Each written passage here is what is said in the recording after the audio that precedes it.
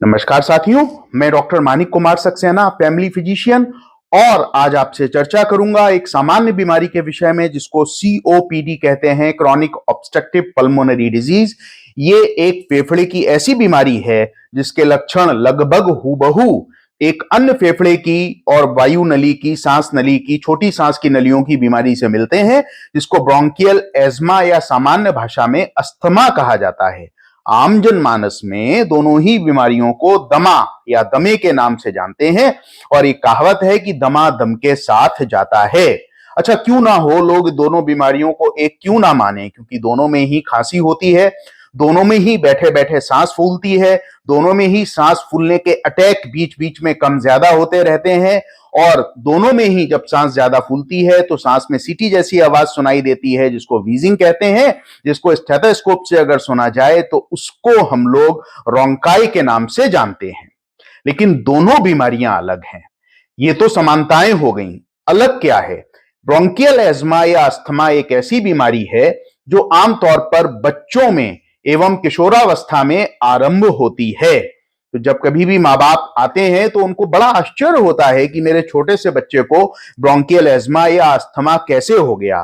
तो ये आपकी जानकारी के लिए आवश्यक है कि ये बीमारी आमतौर पे छोटे बच्चों या किशोरावस्था में ही आरंभ होती है, जिसको ब्रोंकियल एस्मा या सामान्य भाषा में अस्थमा कहा जाता है। इस बीमारी में जो सांस की छोटी नलियां होती हैं फेफड़े के नीचे की तरफ, उनमें ऑब्स्ट्रक्शन आ जाता है। और ये रुकावट क्यों आ जाती है? क्योंकि हमारी वो सांस की नलियां किसी ना किसी चीज से हाइपर सेंसिटिव होती हैं, ज्यादा संवेदनशील होती हैं। तो जब मौसम बदलता है आमतौर पर, या वह चीज जिससे वो ज्यादा संवेदनशील हैं उसके संपर्क में हमारा शरीर आता है तो सांस की नलियां सिकुड़ती हैं और रोगी को सांस लेने में दिक्कत होती है, ब्रोंकियल एस्थमा में, एस्थमा में या अस्थमा में। और ये दिक्कत आमतौर पे रोगी को रात के वक्त ज्यादा होती है। कभी कभी सांस नहीं फूलती, केवल सूखी खांसी आती है। तो ये ब्रोंकियल एस्मा हो गया, जिसका अगर हम देखें तो फेफड़े पे प्रभाव केवल सांस की छोटी नलियों के सिकुड़ने तक है। अब हम लोग बात करते हैं सीओपीडी की, जो कि अपेक्षाकृत एस्मा की तुलना में अधिक गंभीर बीमारी है। ब्रोंकियल एस्मा जो बच्चों में होता है, किशोरावस्था में होता है, आगे चलकर समय के साथ सेटल भी हो सकता है, कम भी हो सकता है, और दवाओं का उस पर ज्यादा सकारात्मक प्रभाव होता है जब उसका अटैक होता है। सीओपीडी एक ऐसी बीमारी है जो आमतौर पर आयु के 5वें या 6ठे दशक में आरंभ होती है। ऐसा आमतौर पे क्यों होता है? क्योंकि सीओपीडी का सबसे सामान्य कारण है स्मोकिंग, धूम्रपान, चाहे आप पैसिव स्मोकिंग करें चाहे एक्टिव। एक्टिव माने आप स्वयं स्मोक कर रहे हैं, पैसिव माने कोई अन्य आपके साथ रहने वाला स्मोक कर रहा है और सालों आप उसके साथ धुएं में साथ बिता रहे हैं।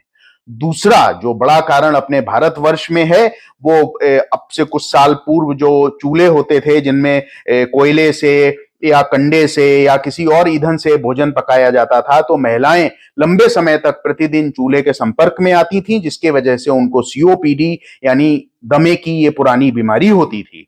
तीसरा, आज के समय में एक प्रमुख कारण उभर कर आ रहा है, वह है वायु प्रदूषण। वायु प्रदूषण का आप केवल इसी से ना लगाएं आकलन कि कार्बन डाइऑक्साइड ज्यादा होना, ऑक्सीजन कम होना।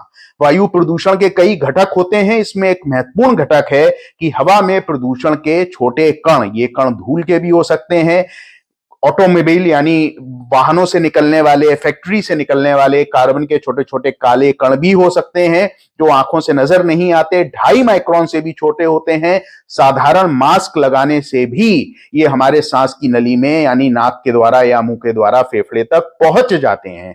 तो अगर स्मोकिंग कर रहा है कोई व्यक्ति, या चूल्हे पे खाना लंबे समय तक बनाया है, या प्रदूषण में कई सालों तक रहते हैं, तो सांस की नलियों में और फेफड़े के गूदे में यानी पेरेन्काइमा में भी डैमेज हो जाता है, जिसको हम सीओपीडी कहते हैं। सांस की जो छोटी नलियां हैं अस्थमा में या ब्रोंकियल एस्मा में, जहां वो केवल सिकुड़ती थी, यहां पर ना केवल वह सिकुड़ती हैं बल्कि उनमें वह वाली ग्रंथियां, ग्लैंड्स ज्यादा बन जाती हैं जो म्यूकस यानी बलगम निकालती हैं। तो सांस की नलियों में बलगम फंस जाता है। और दूसरी चीज, जो फेफड़े का गूदा जिसको पेरेन्काइमा कहते हैं, उसका डिस्ट्रक्शन भी होता है, जिसको हम लोग एम्फाइसीमा कहते हैं।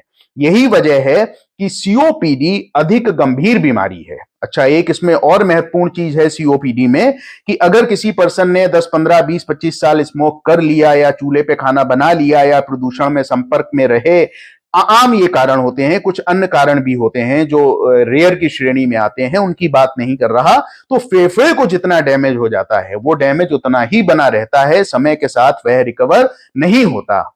ये अलग बात है कि अगर स्मोकिंग छोड़ दें, प्रदूषण में रहना बंद कर दें या चूल्हे पे खाना बनाना बंद कर दें, तो इसका जो प्रोग्रेशन है बीमारी का आगे बढ़ना वो धीमे हो जाता है, रुकता नहीं। इसलिए सीओपीडी अधिक गंभीर बीमारी है।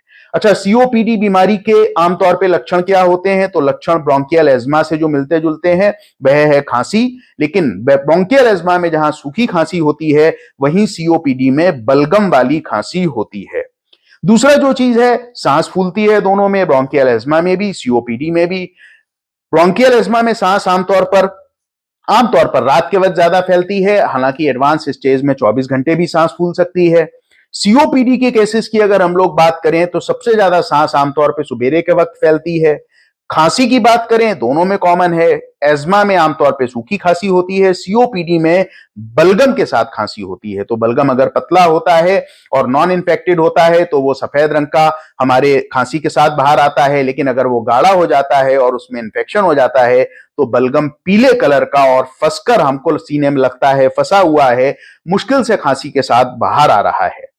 तीसरा जो सीटी की आवाज सुनाई देना, जिसको वीजिंग कहते हैं हम लोग, वो दोनों में होता है। सीओपीडी में और क्या चीजें होती हैं? सीओपीडी में व्यक्ति को थकावट भी काफी ज्यादा होती है। सीओपीडी की अगर हम लोग बात करें तो ऐसे पेशेंट में चेस्ट में पेन भी एस्थमा की तुलना में ज्यादा रह सकता है, और जैसा कि मैंने बताया, एस्थमा में खांसी सूखी होती है, सीओपीडी में खांसी बलगम के साथ होती है। सीओपीडी में एक और खास बात होती है, सांस की छोटी नलियों में चूंकि बलगम इसमें फंसता है तो उसमें इंफेक्शन बैक्टीरिया का बार बार हो सकता है। तो सीओपीडी के जो पेशेंट हैं, जो अमूमन 60, 70, 80, 90 साल के होते हैं, जिनमें अटैक पड़ता है, उनमें बार बार न्यूमोनिया भी हो सकता है। तो ब्रोंकियल एज्मा सीओपीडी में एक फर्क आपको लक्षणों के आधार पर बताया। हम कैसे पहचानते हैं कि किसी पर्सन को सीओपीडी या ब्रोंकियल एज्मा है? इन दोनों के लिए एक कॉमन टेस्ट होता है, जिसको पल्मोनरी फंक्शन टेस्ट या स्पायरोमेट्री कहते हैं। इसमें एक यंत्र में हमको फूंकने को कहा जाता है और हमारी सांस जो अंदर लेने की कैपेसिटी है फेफड़ों की और बाहर निकालने की मांसपेशियों की जो कैपेसिटी है उसको देखते हैं। ब्रोंकियल एज्मा के केस में क्या होता है, जब हम ये पीएफटी की जांच करते हैं तो पेशेंट में रुकावट आती है सांस की नलियों में। फिर हम एक ऐसी दवा इनहेलर के माध्यम से देते हैं जो सांस की नलियों को फैला देती है। तो ब्रोंकियल एज्मा में सांस की नलियों को फैलाने वाली दवा का प्रभाव ज्यादा होता है, जबकि सीओपीडी में यह प्रभाव कम देखने को मिलता है। यही कारण है सीओपीडी के पेशेंट को ट्रीट करना थोड़ा सा अधिक मुश्किल होता है। दूसरा, सीओपीडी के पेशेंट में चूंकि फेफड़े का गूदा यानी पेरेन्काइमा भी खराब होता है, तो इसमें सीने का एक्सरे या सीटी स्कैन, इस पे हमको काफी चेंजेस देखने को मिलते हैं। तीसरा चीज, सीओपीडी में अक्सर बलगम में चूंकि इंफेक्शन हो जाता है तो ऐसे पेशेंट में बलगम की भी जांच कराई जाती है कि उसमें कोई इंफेक्शन तो नहीं है। तो ये तो रहा साथियों जांचों के विषय में। अब अगर हम बात करें कि हम कैसे सीओपीडी के अटैक को रोक सकते हैं, तो हमको ये जानना आवश्यक है कि कौन कौन सी सीओपीडी की चीजें ऐसी हैं जो अटैक को बढ़ाती हैं। अगर किसी पेशेंट में सीओपीडी पहले से है और वो लगातार स्मोकिंग ज्यादा जारी रखते हैं तो निश्चित रूप से उनमें सीओपीडी के अटैक बार बार पड़ेंगे। तो जिनको सीओपीडी है वो यथाशीघ्र डॉक्टर की सलाह के साथ स्मोकिंग को बंद करें। दूसरा महत्वपूर्ण चीज, एक्सपोजर टू कोल्ड। तो अभी जैसे सर्दियां शुरू होंगी या चल रही हैं, आने वाली हैं, तो सर्दियों का जो एक्सपोजर होता है वो सीओपीडी के अटैक को ज्यादा करता है। तो ऐसे मरीजों में सलाह दी जाती है कि जब सर्दियां हो तो सर्दियों में टहलने ना जाएं। हमारे रोगी कहते हैं, डॉक्टर साहब हमने अपर, लोअर, इनर सब पहना हुआ है, 3-4 कपड़े, मफलर, टोपी, लेकिन आप याद रखिए कि सांस तो आप ले ही रहे हैं जो नाक से ठंडी हवा या मुंह के द्वारा आपके फेफड़ों में जा रही है। तो वो कोल्ड का एक्सपोजर सीओपीडी के अटैक को साथियों बढ़ाता है।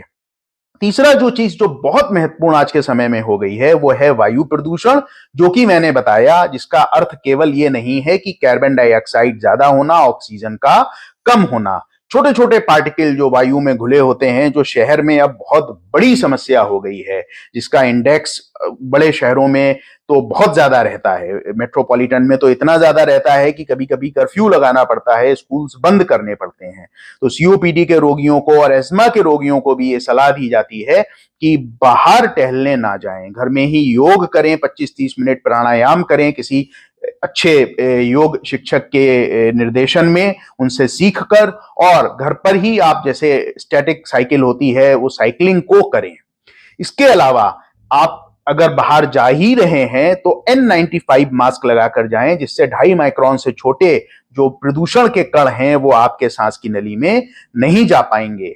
तीसरी चीज, ऐसे रोगियों को जिनको सीओपीडी है, सलाह दी जाती है कि भीड़ भाड़ वाले स्थानों में जाने से बचें, क्योंकि भीड़ भाड़ वाले स्थानों में जाएंगे, उनके ऑलरेडी सांस की छोटी नलियों में बलगम बनता है, वो इन्फेक्शन उनको जल्दी कैच होता है, वो जल्दी इन्फेक्शन के शिकार हो सकते हैं। सीओपीडी के ऐसे रोगी जिनको अनियंत्रित मधुमेह यानी डायबिटीज है या कोई भी ऐसी चीज है जिसके वजह से उनकी इम्यूनिटी कम है, जैसे किसी बीमारी की वजह से अगर उनको स्टेरॉइड दिया जा रहा है, सीओपीडी के रोगियों में भी अक्सर स्टेरॉइड दिया जाता है, तो इन्फेक्शन कैच करने की आशंका ज्यादा होती है। तो भीड़ भाड़ वाले स्थानों में जाने से बचें, और अगर जाएं तो मास्क लगाकर जाएं, और बेहतर होगा N95 मास्क लगाकर जाएं। और ऐसे व्यक्ति से तो कतई दूर रहें जिनको सांस का इन्फेक्शन हो रखा है, जो खांस रहे हैं या जो छींक रहे हैं। एक और महत्वपूर्ण चीज होती है जो सीओपीडी के पेशेंट्स में होती है, क्योंकि उनमें इन्फेक्शन कैच करने की आशंका ज्यादा होती है, तो उनसे ये सलाह दी जाती है कि हर साल अक्टूबर नवंबर में इन्फ्लुएंजा वैक्सीन को अवश्य लगाएं। इन्फ्लुएंजा जो वायरस है वो हर साल अपना स्वरूप बदलता है, तो उसके बदलते स्वरूप के अनुसार स्वाइन फ्लू कह लें, इन्फ्लुएंजा कह लें या फ्लू कह लें, उसकी वैक्सीन का नया संस्करण आता है जो 10-11 महीने तक हमको इस वायरस के प्रति सुरक्षा प्रदान करता है। तो अक्टूबर नवंबर में सीओपीडी के पेशेंट से ये अपेक्षा की जाती है कि डॉक्टर की सलाह से इन्फ्लुएंजा वैक्सीन अवश्य लगवाएं। इसके अलावा और अपनी क्षमता बढ़ाने का कोशिश करें, यानी अपनी इम्यून सिस्टम को मजबूत रखने का कोशिश करें, प्रोटीन युक्त आहार लें, विटामिन सी को आहार में शामिल करें, और एक खास बात है, घर पर ही सांस की एक्सरसाइज को जारी रखें। जितनी सांस की एक्सरसाइज होगी उतने फेफड़े और फेफड़ों के आसपास जो फेफड़ों को चलाने के लिए सीने में मांसपेशियां हैं वह मजबूत बनेंगी। तो इसके लिए एक यंत्र आता है जिसको इंसेंटिव स्पायरोमीटर कहते हैं। इसमें 3 कलर की बॉल होती हैं, व्यक्ति फूंकता है तो वो गेंदें ऊपर उठती हैं, तो इससे फेफड़ों की एक्सरसाइज होती है। आप ये नहीं कर सकते तो बड़ा सरल सा उपाय है कि आप गुब्बारे ले आएं, घर में गुब्बारे फुलाएं, या आप बहुत सारी मोमबत्तियां जला लें, उनको फूंक मारें, लेकिन 2-2, 3-3 घंटे पे, 4 घंटे पे इन एक्सरसाइजेस को रिपीट करें तो आपके फेफड़े मजबूत बनेंगे। फेफड़ों में जो बलगम फंसा हुआ है वो बाहर निकलेगा, आपको अटैक पड़ने की आशंका कम होगी, और अगर अटैक पड़ेगा तो आपके चूंकि मांसपेशियां मजबूत हैं तो उससे उबरने में आपको राहत मिलेगी। सीओपीडी पेशेंट में क्या कॉम्प्लिकेशंस हो सकते हैं? सीओपीडी पेशेंट में सबसे पहला कॉम्प्लिकेशन तो यही है कि इनमें बार बार न्यूमोनिया होने का डर बना रहता है, जो समय से ना पहचाना जाए तो प्राणघातक हो सकता है, सेप्टिसीमिया सेप्टिक शॉक में बदल सकता है, मल्टीपल ऑर्गन फेलियर की वजह से डेथ हो सकती है। सीओपीडी के पेशेंट्स में लंबे समय तक सीओपीडी रहने के बाद फेफड़े का कैंसर होने का भी प्रॉब्लम रहती है। सीओपीडी के पेशेंट में हार्ट में दाएं चैम्बर होते हैं, दो बाएं चैम्बर होते हैं। दाएं तरफ का हार्ट फेलियर जिसको कॉर पल्मोनेले कहते हैं, उसकी आशंका बढ़ जाती है। सीओपीडी के पेशेंट में फेफड़े से एक नली निकलती है जिसको पल्मोनरी आर्टरी कहते हैं, उसमें प्रेशर बढ़ जाता है, तो पल्मोनरी आर्टरी हाइपरटेंशन, जिसके वजह से कभी कभी बलगम में खून आ जाता है। क्योंकि सीओपीडी के पेशेंट जब एडवांस स्टेज में होते हैं तो उनको सलाह दी जाती है घर में रहें, लोगों से मिले जुले ना, तो अक्सर उनमें एंजाइटी और डिप्रेशन की भी शिकायत देखी जाती है। तो सीओपीडी एस्मा से मिलती जुलती बीमारी है, लेकिन साथियों जैसा कि आपने देखा ये एस्मा की तुलना में ज्यादा प्रोग्रेसिव है, लगातार बढ़ती रहती है, फेफड़े को डैमेज ज्यादा पहुंचाती है। इसका उपचार एस्मा की तुलना में अधिक कठिन होता है।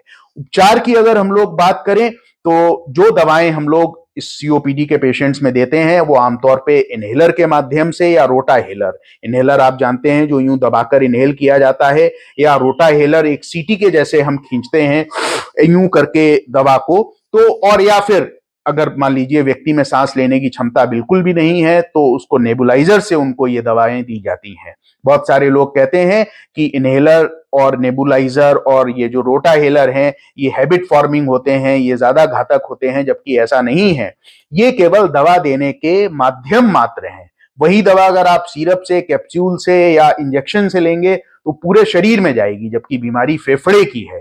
तो इनहेलर से, रोटाहेलर से और नेबुलाइजर से वो दवा केवल फेफड़े तक जाती है, सांस की नलियों तक जाती है, तो उसके दुष्प्रभाव यानी साइड इफेक्ट्स कम होते हैं। तो ये भी डॉक्टर की सलाह होती है, जिसपे अक्सर लोगों को शक होता है। तो साथियों, आज हम लोगों ने इस महत्वपूर्ण बीमारी के बारे में डिस्कशन किया। इसी के साथ साथ थोड़ा सा एस्मा के बारे में भी डिस्कशन किया।